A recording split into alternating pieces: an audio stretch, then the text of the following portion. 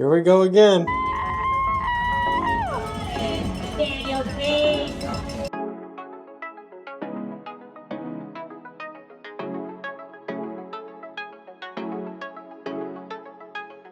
I don't think it's a secret. There is a lot of running advice and running tip videos all over YouTube and all over the internet. So how do you know what actually works? Today, I'm going to show you why this works. I'm going to be taking you out on my 16-mile long steady run today to show you exactly one, how it's going to benefit you, and two, how it's actually going to feel whether you're running a 4-mile steady run or like me running a 16-mile steady run, because since I've implemented the steady long run into my marathon training, I have seen some significant improvements that I'm going to be sharing with you later in the video so that you can actually see this actually works. What's going on, guys? I'm Case. I am currently training for the Indianapolis Monumental Marathon in November of this year, 2026, and I've had a few different coaches, and currently I've been coached by the same guy for the past 4 months. Shout out to my coach. He is absolutely amazing. He writes my training plans. What he's been doing has been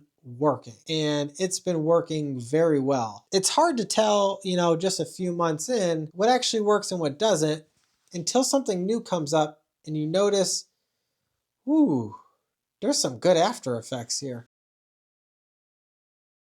You probably should know, what exactly is a steady long run? A steady long run just means that I am running a little bit slower than my marathon goal pace during my run. And the whole purpose of a steady run is to build your endurance without taxing your body so much that you need the extra recovery that you would if you were running at, say, your goal marathon pace or your goal half marathon pace. So it's a way to be in a comfortable zone where you're putting stress on your body, but not enough that you can't recover from it and be able to run the next day. And just as a reference point, my marathon goal for Indianapolis is to run 320, which will put me at 740 per mile for 26.2. So in this training steady effort, my goal was to be running in between an 820 and an 840. So roughly for yourself, think 40 to 60 seconds slower than your goal marathon pace should be in the range of what you're looking for. However, the steady run should be based off of effort so that you're getting the intended effort for the stimulus that you're looking for, so that if you try and do the actual pace, regardless of what's going on in your life and what the weather is looking like, you're most likely going to tax your body so much that you're probably going to need to take more rest, or it's going to really affect your upcoming days. So without further ado, it's time that I share with you what it felt like on that 16-mile steady run. So I'll see you back here after the run. It's Saturday.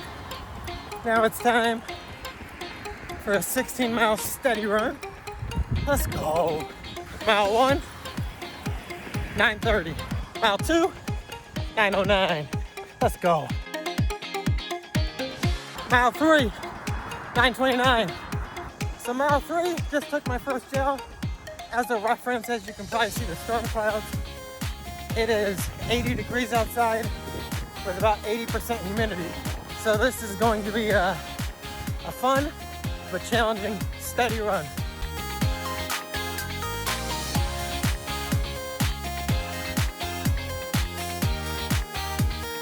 Mile 4, 9:15.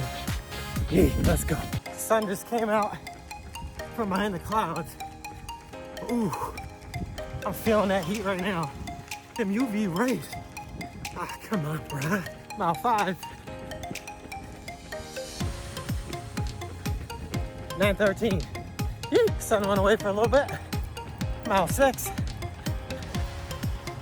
9:19.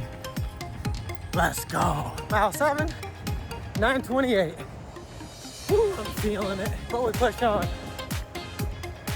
Oh, it's starting to rain. I don't know if I'm gonna enjoy this or not.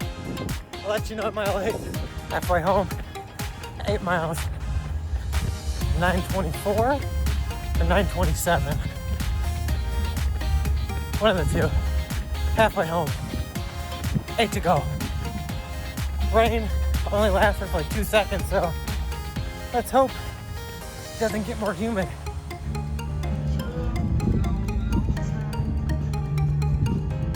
Little park jam sesh.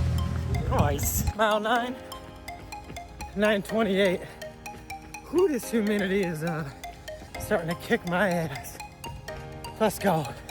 7 more. I definitely get the appeal of U of R. It's a beautiful looking campus.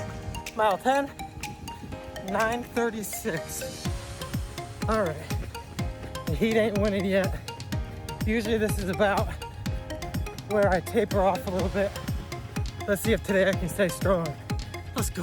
All right, mile 11, 9:27. Starting to feel it. We're almost done, let's go. Maybe if I remind myself that my race in November is in November. It's gonna be nice and chilly. Maybe I'll build a snowman after. Just trying to get myself cooled down mentally. Because I think the humidity is making me feel delusional. All right, that did not work. It still feels hot as crap out. Mile 12, 9:39. Let's see if my body can bounce back and get back under a 9:30 pace. Mile 13, having another gel, 9:49. Whew, 3 miles to go. And then I'm gonna take a nice cold bath and get out of this heat. Mile 14, 9:49. I'm running out of steam. 2 miles to go. No quit, let's go. Mile 15, 9:42. 1 to go. 1 to go, let's go.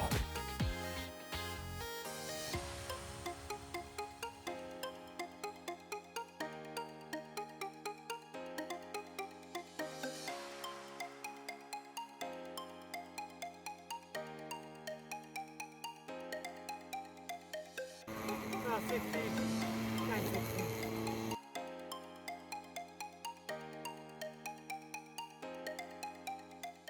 All right, we are back. I am finally out of my recovery boots. I've had some dinner. That was a tough one. But also it feels so good once it's done. Like I shared with you guys, I'm going to make sure that you guys see exactly why this works. So I'm going to put up on screen, probably right here, exactly what my easy pace, for example, was looking like about a month ago before implementing steady long runs. And now what it's looking like right there.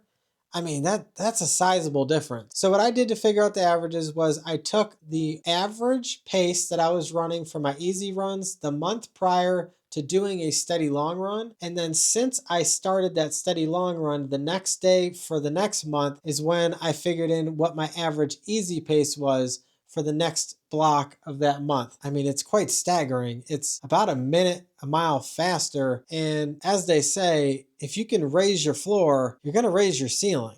So a lot of my training has looked the same, but slightly different. I don't just do steady runs and easy runs. I also do intervals, strides twice a week, and I make sure that my training is all around, but this is the real variable that has shifted over the past few months. If you haven't tried a steady run in your workout, I truly suggest that you might want to start doing them, because when it comes to the marathon, the issue that I had during my first marathon was I could get up to speed, but holding that stamina and keeping that stamina for 26.2, it is very different than a half marathon.